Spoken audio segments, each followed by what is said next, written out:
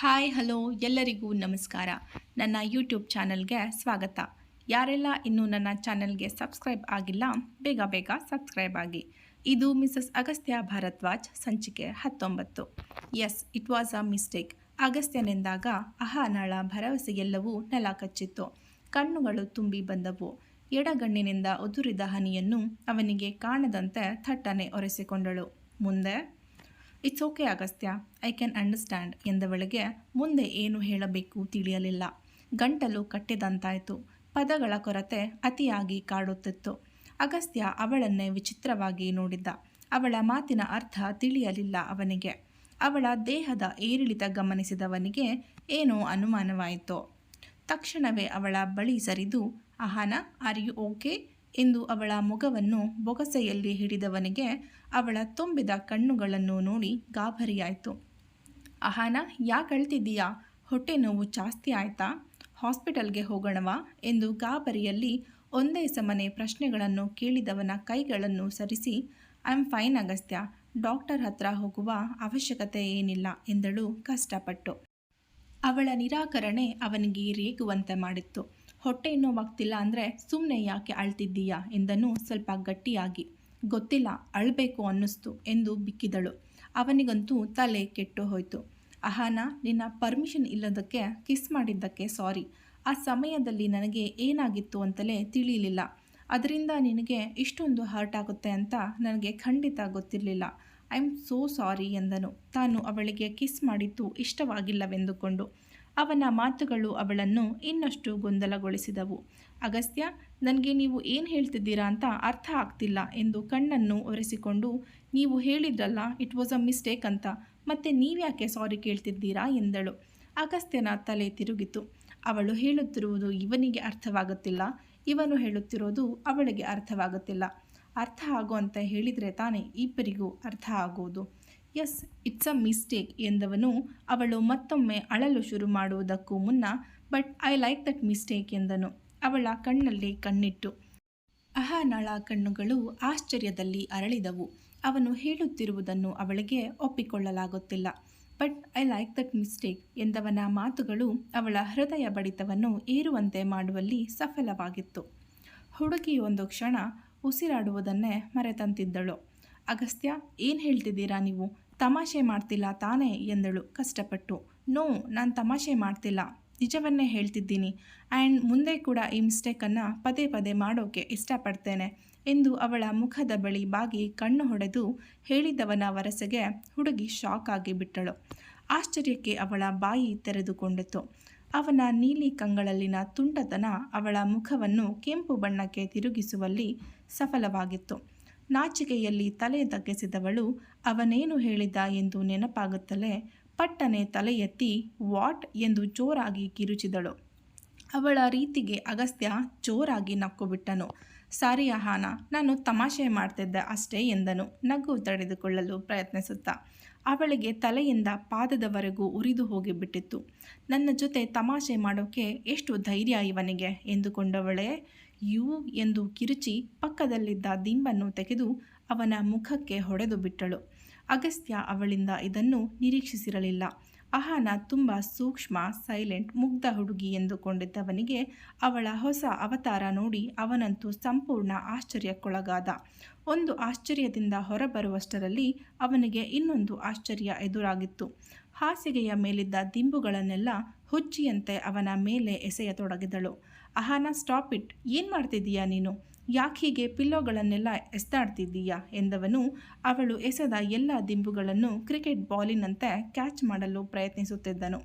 ನನ್ನ ಜೊತೆ ಈ ರೀತಿ ಸ್ಟುಪಿಡ್ ಜೋಕ್ ಮಾಡೋಕ್ಕೆ ಎಷ್ಟು ಧೈರ್ಯ ನಿನಗೆ ಎಂದವಳು ದಿಂಬುಗಳನ್ನು ಖಾಲಿಯಾದ ಕಾರಣ ಪಕ್ಕದ ಟೇಬಲ್ ಮೇಲಿದ್ದ ಟಿವಿಯ ರಿಮೋಟ್ ತೆಗೆದು ಅವನ ಮೇಲೆಸೆದಳು.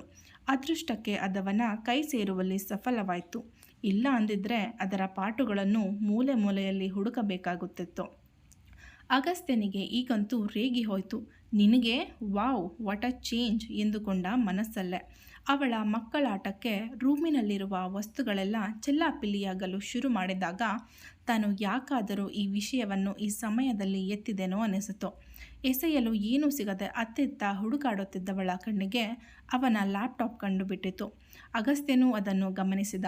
ಇನ್ನೇನು ಅವಳು ಅದನ್ನು ತೆಗೆದುಕೊಳ್ಳಬೇಕು ಎನ್ನುವಷ್ಟರಲ್ಲಿ ನಾಟ್ ಮೈ ಲ್ಯಾಪ್ಟಾಪ್, ಪ್ಲೀಸ್ ಅದನ್ನು ಬಿಟ್ಟುಬಿಡು ಎಂದವನೇ ಅದನ್ನು ಬೇರೆ ಕಡೆ ಎತ್ತಿಟ್ಟನು. ಹೊಟ್ಟೆ ನೋವು, ಅವನ ತಲೆ ಕೆಟ್ಟ ಮಾತುಗಳು, ಈಗ ಈ ವಸ್ತುಗಳನ್ನೆಲ್ಲ ತೆಗೆದು ಬಿಸಾಕಿದ್ದು ಎಲ್ಲ ಅವಳನ್ನು ಇನ್ನಷ್ಟು ಹತಾಶೆಗೊಳಿಸಿತು. ಮೊಗವನ್ನು ತನ್ನ ಕೈಯಲ್ಲಿ ಹುದುಗಿಸಿಕೊಂಡು ದೊಡ್ಡದಾಗಿ ನಿಟ್ಟುಸಿರು ಬಿಟ್ಟಳು. ಅಳಬೇಕು ಅನಿಸಿತು, ಅತ್ತು ಬಿಟ್ಟಳು. ಇಷ್ಟು ಹೊತ್ತು ಅವಳನ್ನು ನಗಿಸಲು ಅಗಸ್ತ್ಯ ಮಾಡಿದ ಪ್ರಯತ್ನವೆಲ್ಲವೂ ಹೊಳೆಯಲ್ಲಿ ಹುಣಸೆ ಹಣ್ಣು ಕಿವಿಚಿದಂತಾಯಿತು. ಅಹಾನ, ಇಷ್ಟು ಚಿಕ್ಕ ವಿಷಯಕ್ಕೆಲ್ಲ ಅತ್ತರೆ ಹೇಗೆ, ಐ ವಾಸ್ ಜಸ್ಟ್ ಜೋಕಿಂಗ್ ಎಂದವನು ಅವಳ ಬಳಿ ಕುಳಿತು ಹೆಗಲು ಬಳಸಿದನು. ಚಿಕ್ಕ ಮಕ್ಕಳನ್ನು ಸಂಭಾಳಿಸಲು ಎಷ್ಟು ಕಷ್ಟವಾಗುತ್ತದೆಯೋ ಇಲ್ವೋ. ಅಹಾನ ಅವನ ಹೆಗಲ ಮೇಲೆ ತಲೆ ಇಟ್ಟಳು. ಏನೋ ನೆಮ್ಮದಿಯ ಭಾವ ಮೂಡಿತು ಅವಳಲ್ಲಿ. ಕಾಲ ಹೀಗೆ ನಿಂತು ಬಿಡಲಿ ಎಂದುಕೊಂಡಳು. ಇಬ್ಬರೂ ಮೌನಕ್ಕೆ ಜಾರಿದರು. ಅಗಸ್ತ್ಯ ನಿಧಾನವಾಗಿ ಅಹಾನ ಎಂದ. ಎಂದವಳು ತಲೆ ಎತ್ತುವ ಕುತೂಹಲ ತೋರಲಿಲ್ಲ. ಐ ಆಮ್ ಸಾರಿ ಅಹಾನ, ನಿನ್ನನ್ನು ನಗಿಸಬೇಕು ಅಂತ ಪ್ರಯತ್ನ ಪಟ್ಟೆ, ಆದರೆ ಎಲ್ಲ ಉಲ್ಟಾ ಆಗಿ ಹೋಯಿತು. I am such a bad joker ಎಂದನು ಅವಳ ಕೂದಲಲ್ಲಿ ಕೈಯಾಡಿಸಿ. ಅವನ ಮಾತಿಗೆ ಅವಳಿಗೆ ನಗು ಬಂದು ಬಿಟ್ಟಿತು. ನಕ್ಕವಳು ಕಣ್ಣಿನಿಂದ ಉದುರಿದ ಹನಿಯನ್ನು ಒರೆಸಿಕೊಂಡು, ನೀವು ಹೇಳಿದ್ದು ನಿಜ, you are such a bad joker, ನನ್ನನ್ನು ಅಳಿಸಿಬಿಟ್ರಿ ಎಂದಳು. ಐ ನೋ ಎಂದು ಕಿರುನಕ್ಕವನು ಅಬೌಟ್ ದಟ್ ಕಿಸ್ ಎಂದು ಮತ್ತೆ ಶುರು ಮಾಡುತ್ತಿದ್ದಂತೆ, I know it was a mistake Agastya, ಈ ವಿಷಯದ ಬಗ್ಗೆ ಮಾತಾಡೋಕೆ ನನಗೆ ಇಷ್ಟವಿಲ್ಲ ಪ್ಲೀಸ್ ಎಂದಳು ಅವನಿಂದ ದೂರ ಸರಿದವಳನ್ನು ಬಳಿಗೆಳೆದುಕೊಂಡು, ಹಾಗಾದರೆ ನಮ್ಮ ಮಧ್ಯೆ ಎಲ್ಲವೂ ಸರಿ ಇದೆ ತಾನೆ, ನೀನು ಮೊದಲಿನ ರೀತಿ ನನ್ನನ್ನು ಇಗ್ನೋರ್ ಮಾಡೋದಿಲ್ಲ ತಾನೆ ಎಂದನು. ಅವನು ಚಿಕ್ಕ ಮಕ್ಕಳಂತೆ ಬೇಡಿಕೊಳ್ಳುವ ರೀತಿಗೆ ಅಹಾನಳ ಮನಸ್ಸು ಕರಗಿತು. ತಕ್ಷಣಕ್ಕೆ ಏನು ಹೇಳಬೇಕೆಂದು ತಿಳಿಯದೆ ಕಕ್ಕಾಬಿಕ್ಕಿಯಾದಳು.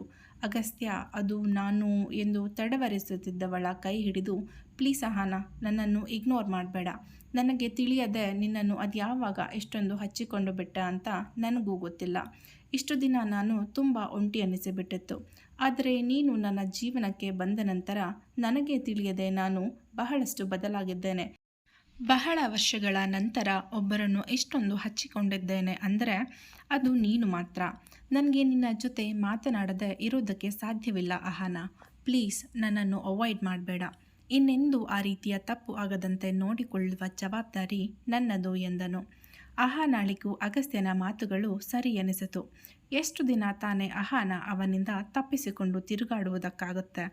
ಯಾವುದಾದರೂ ಒಂದು ದಿನ ಇದರ ಬಗ್ಗೆ ಮಾತನಾಡಿ ಇಬ್ಬರ ನಡುವೆ ಇರುವ ಈ ಮುಚ್ಚುಗರದ ಪರಿಸ್ಥಿತಿಯನ್ನು ಬಗೆಹರಿಸಿಕೊಳ್ಳಬೇಕಿತ್ತು. ಅದು ಹಿಂದೆ ಆಗಿದ್ದು ಒಳ್ಳೆಯದಾಯಿತು. ನೀವು ಹೇಳುವುದು ಸರಿಯಿದೆ ಅಗಸ್ತ್ಯ, ಈ ವಿಷಯವನ್ನು ಇಷ್ಟೊಂದು ಗಂಭೀರವಾಗಿ ಪರಿಗಣಿಸುವುದು ಬೇಡ. ನೀವೇ ಹೇಳಿದಂತೆ ಅದೊಂದು ಮಿಸ್ಟೇಕ್ ಅಷ್ಟೆ. ಹಾಗಾಗಿ ಹಿಂದಿನದನ್ನು ಮರೆತು ಎಲ್ಲವನ್ನು ಮೊದಲಿನಿಂದ ಶುರು ಮಾಡೋಣ ಎಂದಳು. Thank you Ahana, so are we good now ಎಂದು ಅವಳ ಮುಂದೆ ಕೈ ಚಾಚಿದನು. ಆಬ್ಸಲ್ಯೂಟ್ಲಿ ಎಂದು ಖುಷಿಯಲ್ಲಿಯೇ ಅವನ ಕೈ ಕುಲುಕಿದಳು. ಓಕೆ, ನೀನು ಮಲಗಿ ರೆಸ್ಟ್ ಮಾಡು, ಸಂಜೆ ಐಸ್ ಕ್ರೀಮ್ ತಿನ್ನೋಕೆ ಹೋಗೋಣ. ಈಗ ನನಗೆ ಆಫೀಸ್ ಹೋಗುವುದಕ್ಕಿದೆ. ಪೇಯ್ನ್ ಹೆಚ್ಚಾಯಿತು ಅನಿಸಿದರೆ ಮಾಮ್ಗೆ ಹೇಳು, ಅವರು ನಿನಗೆ ಹೆಲ್ಪ್ ಮಾಡ್ತಾರೆ ಎಂದನು. ಸರಿ ಎಂದವಳಿಗೆ ಮಲಗಿಸಲು ಸಹಾಯ ಮಾಡಿದವನು ತಡೆಯಲಾರದೆ ಅವಳ ಹಣೆಯಗೆ ಬೆಚ್ಚನೆಯ ಮುತ್ತಿಟ್ಟು ಸಾರಿ ಎಂದು ತಿರುಗಿ ನೋಡದೆ ಹೊರಟು ಹೋದರೆ ಅಹಾನ ಮುಖ ಕೆಂಪಗಾಗಿತ್ತು. ಅಗಸ್ತ್ಯ ಅಂದು ಎಂದಿನಂತೆ ಬೇಗನೆ ಮನೆಗೆ ಬಂದಿದ್ದ. ಒಳಗೆ ಬಂದವನು ಸೀದಾ ತಾಯಿಯ ಬಳಿ ಬಂದು ಅಹಾನಳ ಬಗ್ಗೆ ವಿಚಾರಿಸಿದ.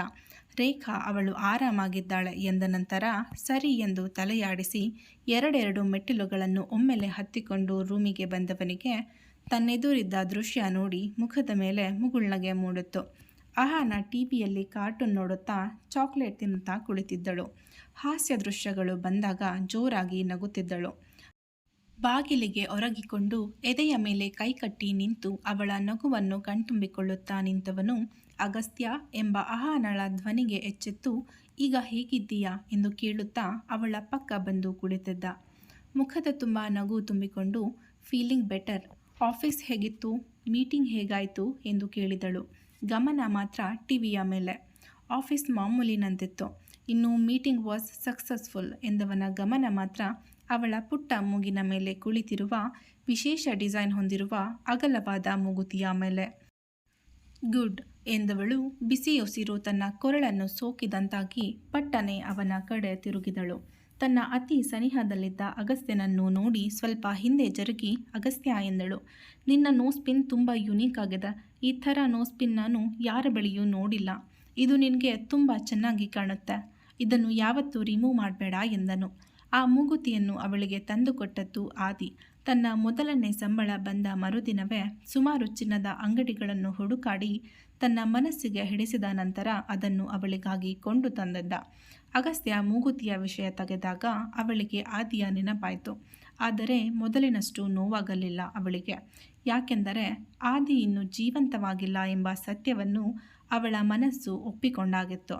ಆದರೆ ಅವನ ನೆನಪುಗಳು ಅವಳ ಮನಸ್ಸಿನಲ್ಲಿ ಹಚ್ಚ ಹಸಿರಾಗಿದ್ದವು. ಹಿಂದಿನದನ್ನು ಮರೆತು ಮುಂದೆ ಸಾಗುವಲ್ಲಿ ಅಹಾನ ಮೊದಲ ಹೆಜ್ಜೆ ಇಟ್ಟಿದ್ದಳು. ಅಹಾನ ಎಂಬ ಅಗಸ್ತ್ಯನ ಧ್ವನಿಗೆ ಎಚ್ಚೆತ್ತವಳು ಹಾಂ ಎಂದಳು. ಎಲ್ಲಿ ಕಳೆದು ಹೋಗಿದ್ದೀಯಾ ಎಂದವನ ಮಾತಿಗೆ ಎಲ್ಲೂ ಇಲ್ಲ ಎಂದಿದ್ದಳು. ಈ ನೋಸ್ಪಿನ್ ತುಂಬ ಚೆನ್ನಾಗಿದೆ. ಯಾರು ಕೊಡಿಸಿದ್ದು ಎಂದನು. ನನ್ನ ಮನಸ್ಸಿಗೆ ತುಂಬ ಹತ್ತಿರವಾದವರು ಎಂದಾಗ ಅವನ ಮನಸ್ಸಿಗೆ ಸ್ವಲ್ಪ ನೋವಾಗಿತ್ತು. ಹೋ ಎಂದು ಮುಚ್ಚುಗರದಲ್ಲಿ ನಕ್ಕವನು ಓಕೆ, ಬೇಗ ರೆಡಿಯಾಗು, ಹೊರಗೆ ಹೋಗೋಣ ಎಂದನು.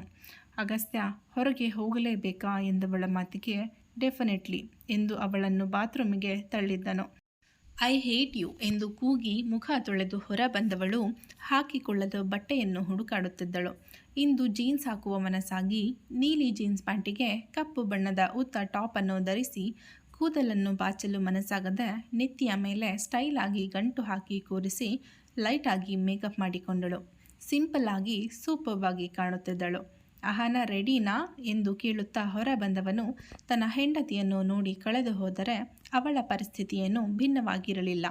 ಅವನು ಕೂಡ ಬ್ಲೂ ಜೀನ್ಸ್ಗೆ ಬ್ಲ್ಯಾಕ್ ಶರ್ಟ್ ಧರಿಸಿ ಎಂತಗಿಂತ ಹ್ಯಾಂಡ್ಸಮ್ ಆಗಿ ಕಾಣುತ್ತಿದ್ದ. ಇದುವರೆಗೂ ಅವನನ್ನು ಜಿಮ್ ಡ್ರೆಸ್ ಬಿಟ್ಟರೆ ಕೇವಲ ಫಾರ್ಮಲ್ನಲ್ಲಿ ನೋಡಿದ್ದವಳಿಗೆ ಅವನ ಹೊಸ ಅವತಾರ ಇಷ್ಟವಾಗಿತ್ತು. ಯು ಲುಕ್ ಬ್ಯೂಟಿಫುಲ್ ಎಂದು ಅವಳನ್ನು ಹೊಗಳಿದನು. ನೀವು ಕೂಡ ಕೆಟ್ಟದಾಗೇನೂ ಕಾಣ್ತಿಲ್ಲ ಎಂದಳು ಅಹಾನ. ಮೊದಲೇ ಅವನ ಈಗೋ ಬಗ್ಗೆ ತಿಳಿದಿದ್ದವಳು ಹೊಗಳಿದರೆ ಆಕಾಶಕ್ಕೆ ಏರಿಬಿಟ್ಟರೆ ಕಷ್ಟ ಎಂದು ಈ ರೀತಿ ಹೇಳಿದ್ದಳು. ನಾನು ಎಷ್ಟು ಹ್ಯಾಂಡ್ಸಮ್ ಅಂತ ನನಗೆ ತುಂಬ ಚೆನ್ನಾಗಿ ಗೊತ್ತು. ಲೆಟ್ಸ್ ಗೋ ಎಂದವನು ತಂಪು ಕನ್ನಡಕ ಏರಿಸಿ ಮುಂದೆ ನಡೆದರೆ ಅಹಾನ ನಕ್ಕು ತನ್ನ ಪರ್ಸ್ ತೆಗೆದುಕೊಂಡು ಅವನನ್ನು ಹಿಂಬಾಲಿಸಿದಳು. ಇಬ್ಬರು ಕೆಳಗೆ ಬಂದರು. ಮಾಮ್, ನಾವಿಬ್ಬರು ಹೊರಗಡೆ ಹೋಗ್ತಿದ್ದೀವಿ, ನೀವು ಬರ್ತೀರಾ? ಎಲ್ಲರೂ ಒಟ್ಟಿಗೆ ಹೋಗೋಣ ಎಂದು ಕೇಳಿದ್ದನು. ಶಿವಪೂಜೆಯಲ್ಲಿ ಕರಡಿ ಥರ ನಾವೆಲ್ಲ ಯಾಕೆ ನಿಮ್ಮ ಮಧ್ಯೆ ಎಂದು ತಮಾಷೆ ಮಾಡಿ ನಕ್ಕರು. ಓಕೆ, ಹಾಗಿದ್ರೆ ಡ್ಯಾಡ್ಗೆ ಮತ್ತು ಪ್ರಗತಿಗೆ ಹೇಳಿಬಿಡಿ ಎಂದನು. ಸರಿ ಎಂದವರು ಅಹಾನಳ ಬಳಿ ಬಂದು ಹುಷಾರಾಗಿ ಹೋಗಿ ಬನ್ನಿ ಎಂದರು. ಅತ್ತೆ, ಪ್ರತಿನ ಕರ್ಕೊಂಡು ಹೋಗ್ಲಾ ಎಂದವಳ ಮಾತಿಗೆ ನಿಮ್ಮಿಬ್ಬರ ನಡುವೆ ಅವಳು ಯಾಕೆ? ನಾವೆಲ್ಲ ಸೇರಿ ಇನ್ನೊಮ್ಮೆ ಹೋಗೋಣ. ಇದು ನಿಮ್ಮಿಬ್ಬರ ದಿನ, ಸೊ ಎಂಜಾಯ್ ಎಂದವರಿಗೆ ಖುಷಿಯೋ ಖುಷಿ. ಅತ್ತೆ, ನಾವಿಬ್ಬರೇ ಹೋಗ್ತಿದ್ದೀವಿ ಅಂತ ನಿಮಗೇನು ಬೇಜಾರಿಲ್ಲ ತಾನೇ ಎಂದಳು. ಎಲ್ಲರನ್ನೂ ಬಿಟ್ಟು ತಾವಿಬ್ಬರೇ ಹೊರಗೆ ಹೋಗುತ್ತಿರುವುದರಿಂದ ರೇಖಾ ಏನೆಂದುಕೊಳ್ಳುತ್ತಾರೋ ಎಂದುಕೊಂಡು. ನಾನೇನು ಟಿಪಿಕಲ್ ಅತ್ತೆ ಅಲ್ಲ, ಮಾಡ್ರನ್ ಅತ್ತೆ ಎಂದು ಇಲ್ಲದ ಕಾಲರ್ ಏರಿಸಿದಾಗ ಅವರ ಮಾತಿಗೆ ನಕ್ಕವಳು ಸರಿ, ಹಾಗಾದರೆ ನಾವಿಬ್ಬರು ಹೋಗಿ ಬರ್ತೀವಿ ಎಂದವಳು ಅಗಸ್ತ್ಯನ ಜೊತೆ ಹೊರಟಳು. ಸಂಚಿಕೆ ಮುಂದುವರಿಯುವುದು.